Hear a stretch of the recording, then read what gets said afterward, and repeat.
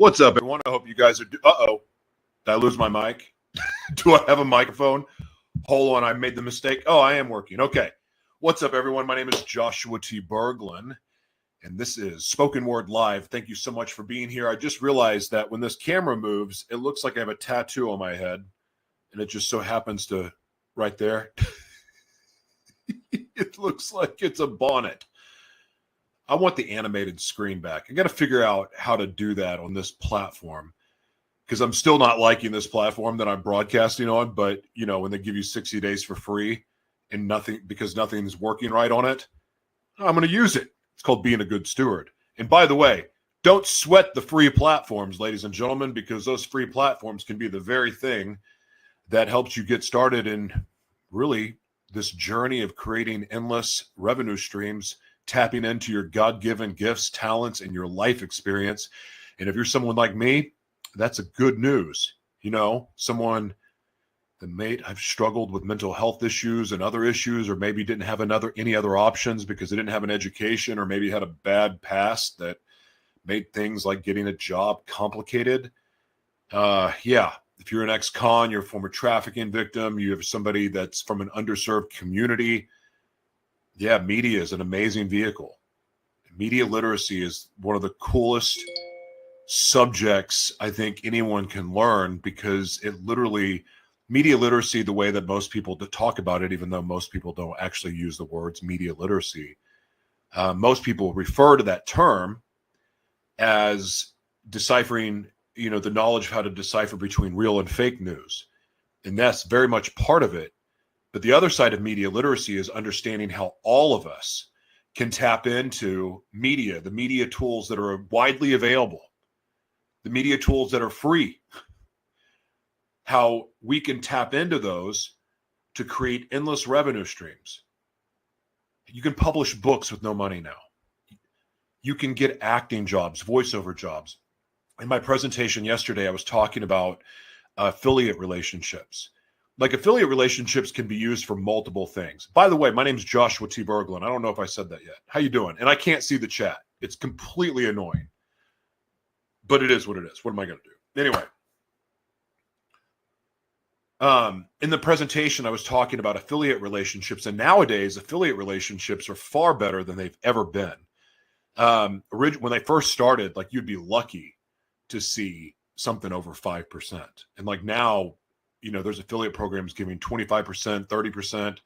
Amazing. But that's not the part. Like if you're looking for sponsorships for your show, but you're early on just starting and you don't have an audience yet to justify saying, hey, give me $1 million for me talking about your product. By the way, I think those days are kind of over. There's a better way. Like you can use affiliate relationships now in such a way that you can actually like record yourself talking about, okay, I'll just use this as an example. This is called Ready to Focus. I don't even know what's in it. And I'm not paid to promote this product, but you smell it. It's an essential oil and it literally wakes up your brain and it smells amazing. There's all kinds of stuff, good stuff in here. I don't know what's in it, but it clears my mind and my nasal passages. Right? So essentially what I'm saying is you can go into your closet. This is a fun tip for those of you that are podcasting and you're looking for ways to monetize your podcast. One of the easiest ways to get started is the affiliate relationships. And if you're like, well, what do I get an affiliate of? Go into your closet, your medicine cabinet, your bathroom, look at all your products that you love. Odds are they have an affiliate program. Or if there's certain things that you love to talk about, you can find and research or look up affiliate programs that match things that you're interested in. And they've got an affiliate program for it, like everything at this point.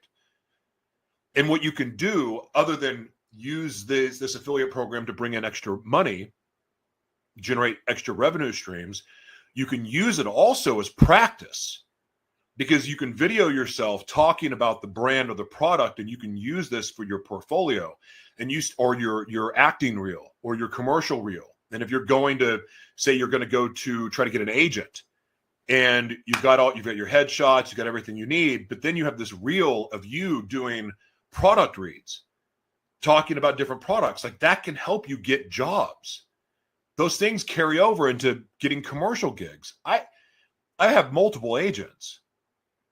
And like the thing is, I don't even really need my agents anymore because I can use websites like Allcasting and get booked myself. Like the gatekeepers are gone. It doesn't mean that you don't need to have things in place. I don't know why I'm going off on this tangent today, but I always go off on some kind of tangent. But there's so many ways. Like for you, those who are like, I'm too skinny to be an actor or actress, or I'm too whatever, I'm too old, or I'm too. They cast. When I say cast, they hire for roles of every type of look you can imagine. There's no such thing as too old, too fat, too skinny, too tattooy, too pierced. There's a role for everyone. And if this is something you want to do, you can absolutely do it. Heck, one of the great untapped markets right now, I think, for people who love to use their voice is video game voiceovers. There's all kinds of websites you can go to. And like some of you all have such unique voices.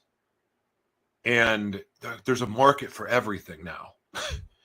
And because the whole world is opened up in this world of entertainment and media, everyone has an opportunity. If you're a school teacher, you have no acting ability. None of that matters.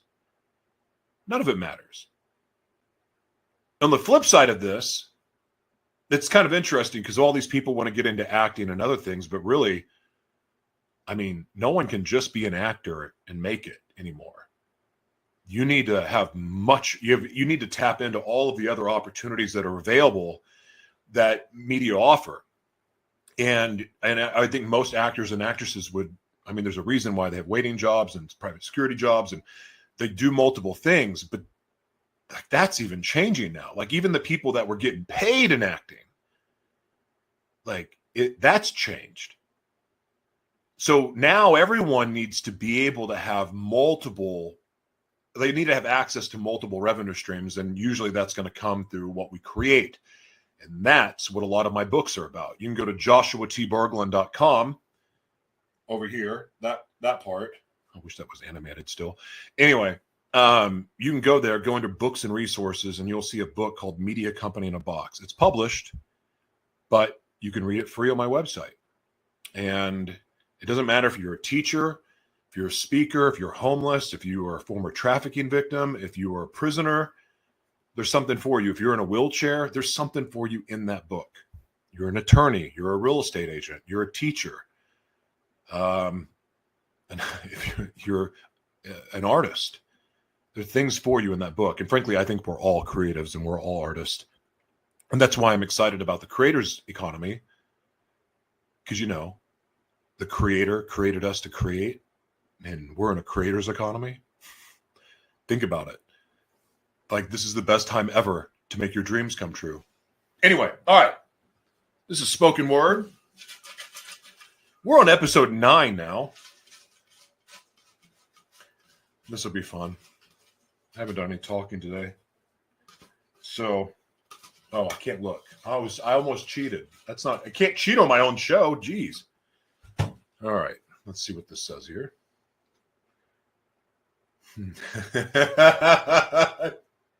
So funny how this happens. Freedom.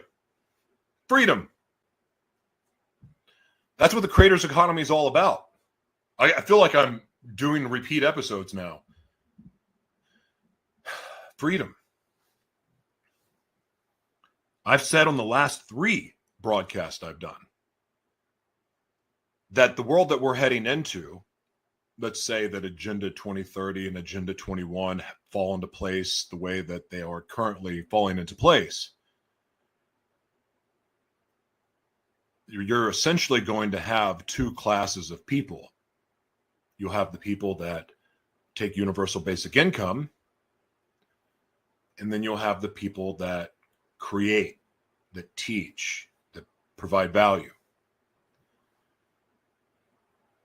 The universal basic income class will essentially be the people that do nothing, that just take their checks. They live in their 15-minute city apartment because, part of Agenda 21 and Agenda 2030 is moving people out of the country. Home ownership's going to change, all that stuff, right? So the people that are doing nothing, they lose their jobs, because of the advances in technology and a lot of industries being replaced.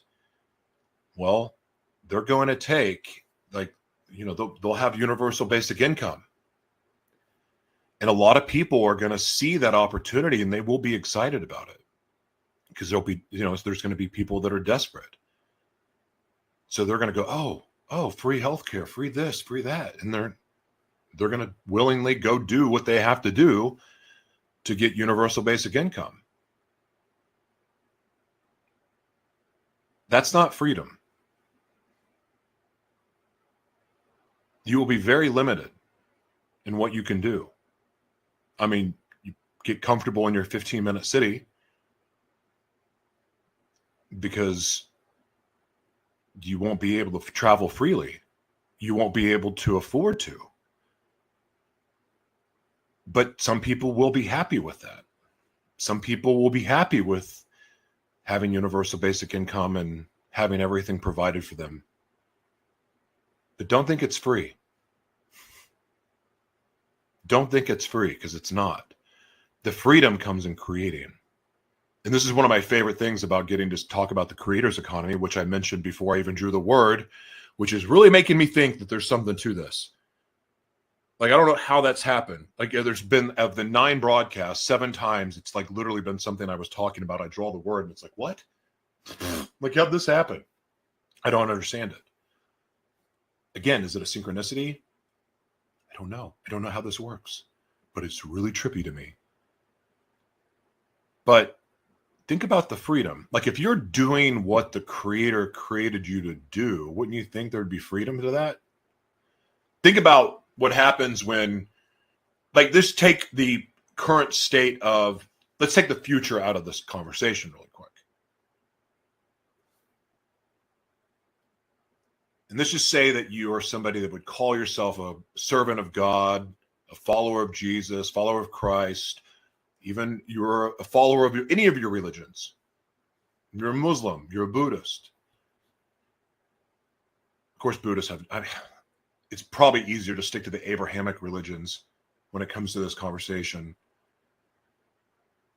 because I don't really know enough about the other religions to be able to make this comment, and where it's educated or where it makes sense, or I know for sure what I'm saying is correct. But let's just stick to the Abrahamic religions for now. Like, so many, they surrender their life to God and they choose the life like, okay, God, my life is no longer my own. Take my life, it's yours. And I surrender my will to yours. Like, say, you've done this, right? But then you're going back into the environments that poison your soul, whether it's a work environment that's absolutely destroying your mental health, robbing you of your peace, taking every ounce of joy that you have and just like setting it on fire. And yet here it is, and you're like you profess to serve God and love God, and you want to live this life that it was created for and you have for you, but then doing the very things that align with what your faith teaches, you defy. In other words, you've surrendered your life to God, but then you're not doing what you're created to do. That's like the recipe for a miserable life. I know it was for me. My whole life I ran from what I was created to do. My entire life.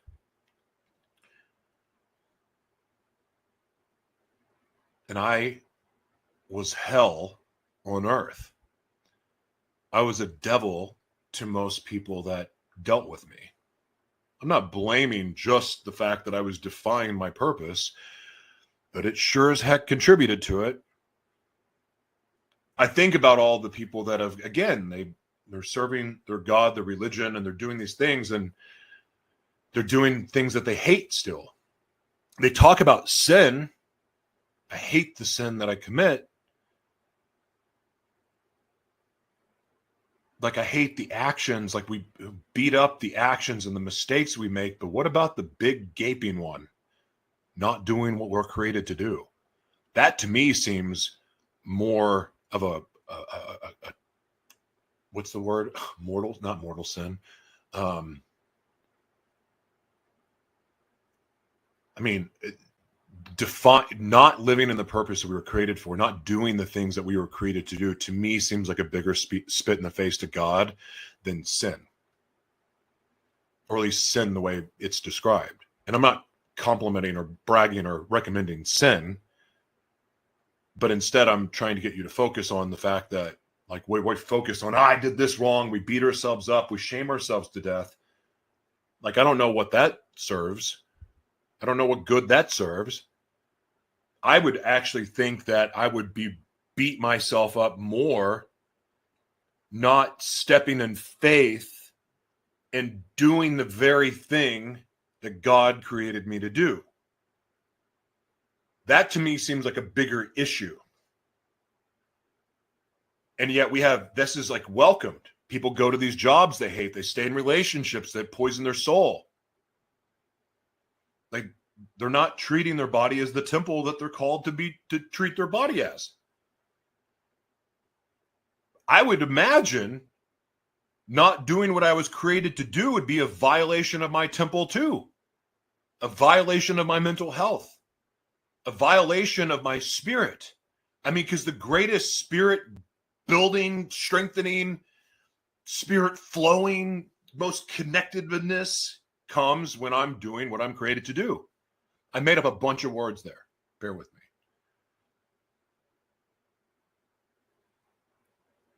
I know when I'm in line with the purpose that I was created for, taking action and stepping in that direction that I was set and created to be going down. When I'm doing that, I can be in flow with the Creator. I'm in this, and it's like, and being in flow is being in relationship. And that way I can just be led and then just take action and be free and almost like fly, soar even. I can do that when I'm in line with what I was created to do. But how do you get in flow? How do you feel connected when you're going into these environments that poison your soul, that poison your spirit? So now, here it is. We're coming into a world where people are going to lose their jobs in masses. There's people that have already lost their jobs in masses, and more is coming.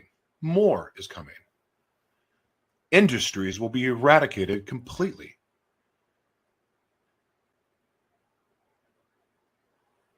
But that's not a bad thing. It's a bad thing for people who don't want to learn, grow, and adapt. It's a bad thing for people that don't want to step into what they're called to do. What I love about this new world coming is that these professions that have been held in such high regard, doctors who practice medicine, attorneys, practice law,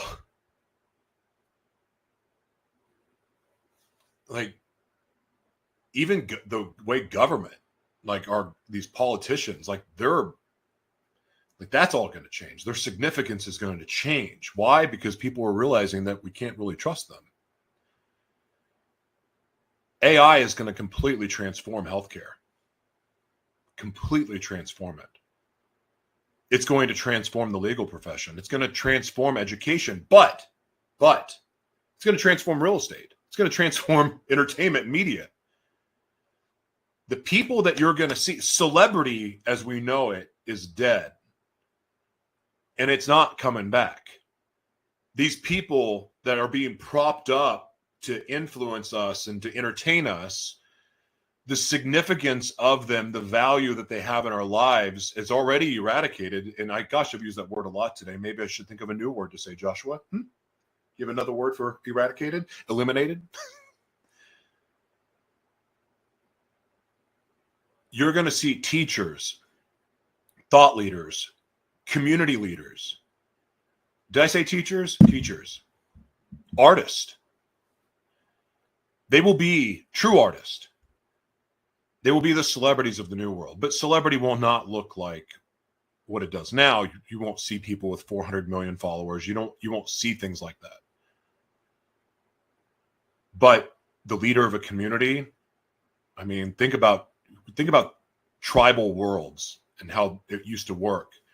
Like, that's what we're going into, is a tribal world, both digitally and also in person, with the 15-minute cities and so on. So while you have all of the conspiracy theorists, and by the way, I still am a conspiracy within the conspiracy theorists, because I don't even trust the conspiracy theories. But for all the people that talk about how these changes are going to enslave people, they're only telling part of the story. Because the changes will enslave people that are not ready to be able to use what's coming to their advantage. These changes that are coming are going to provide opportunities to people that normally do not have access to those opportunities. The gatekeepers have been removed. So for the people that took the time to educate themselves, to equip themselves, to prepare their mind, to learn the skills that are necessary, those people are going to thrive. And it doesn't matter if you're in a wheelchair, you have a speech impediment, you're mentally ill, you have severe PTSD, you have frequency-induced tremors. It doesn't matter. You're all going to have an opportunity. We are all going to have an opportunity at success. All of us. But not everyone's going to take it. Not everyone wants to see a world that is fair and just for all. They will suffer. They will suffer. And I don't feel bad for you. Because if you don't want to see a world that's fair and just for all, then I have no time for you.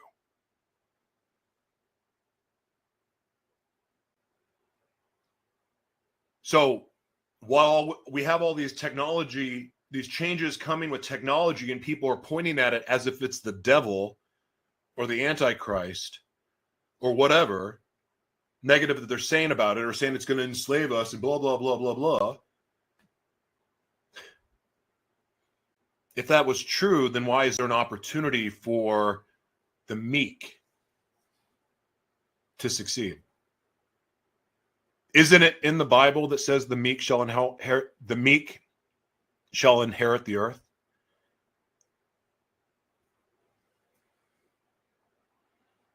Yeah. Now, mind you, the definition of meek is not how it's really used. I mean, like, the way most people understand the definition, it's not the actual meaning, but we'll just go with what people assume it means. But the disenfranchised, the people that have been shunned from society, the marginalized communities, the underserved communities, they're the ones that have been preparing for this new world. Some of them really had no other option than to lend their time and their talent, because they didn't have the money, but they lended their time and talent into different communities and ecosystems. They're about to be handsomely taken care of. The people that have spent the last 5 years building to prepare for what's coming are going to soar in this new world. But for everyone that was resistant to change and didn't want to learn and didn't want to educate themselves, that spent their time hunting for jobs and going to school and buying courses from people that were basically regurgitating the same crap that's been regurgitated for the last 30 years, it's going to be a struggle.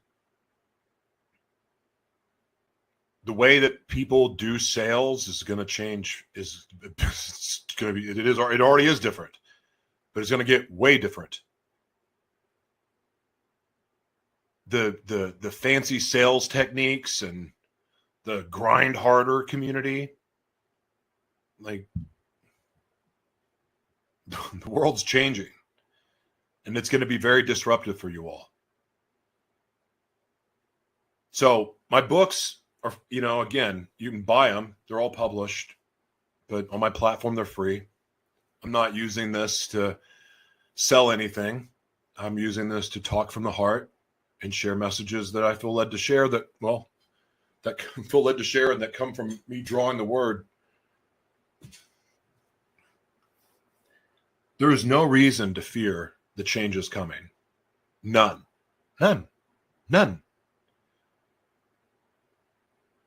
Fear is a wasted emotion, especially when the reality is this is the greatest opportunity that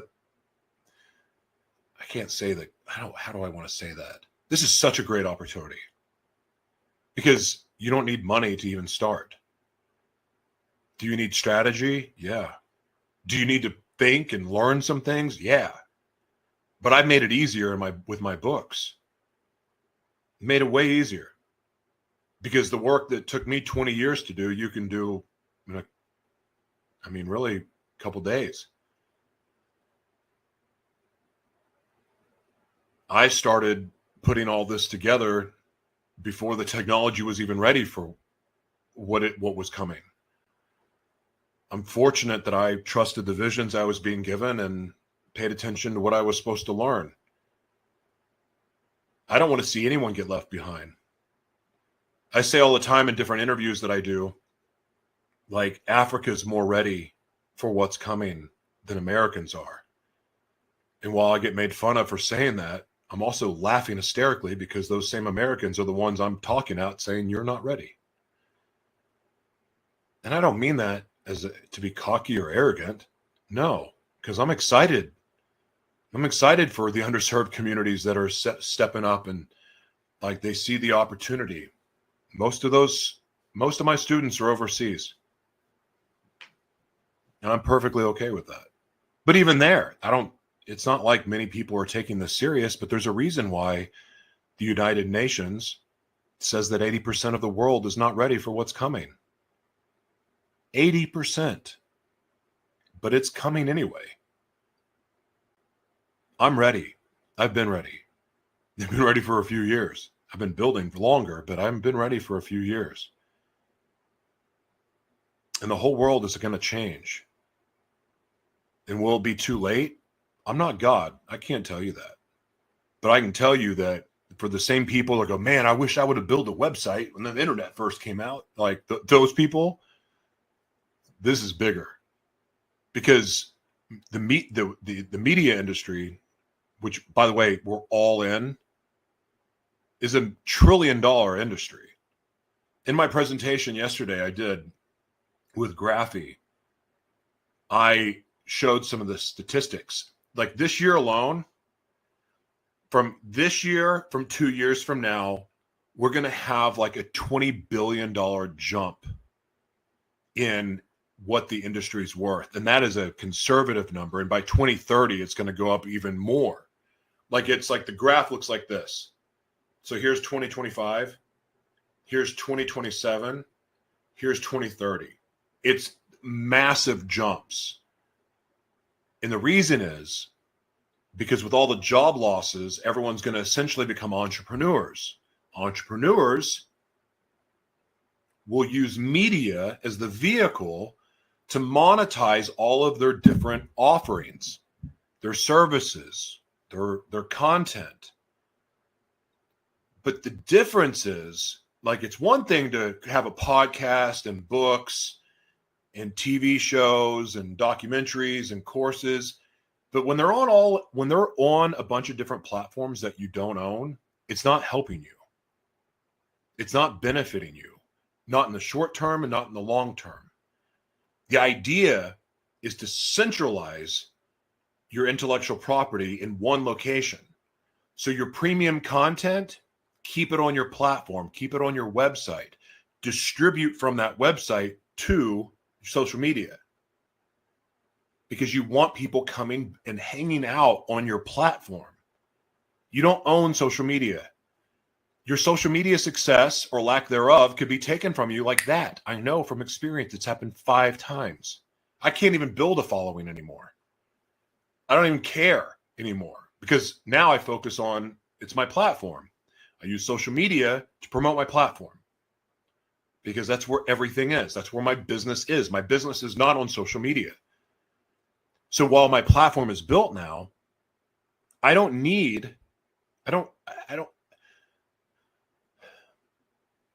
I can do Facebook lives and Twitter lives or Facebook or X lives and LinkedIn lives. I can do the lives on these platforms and give that away for free.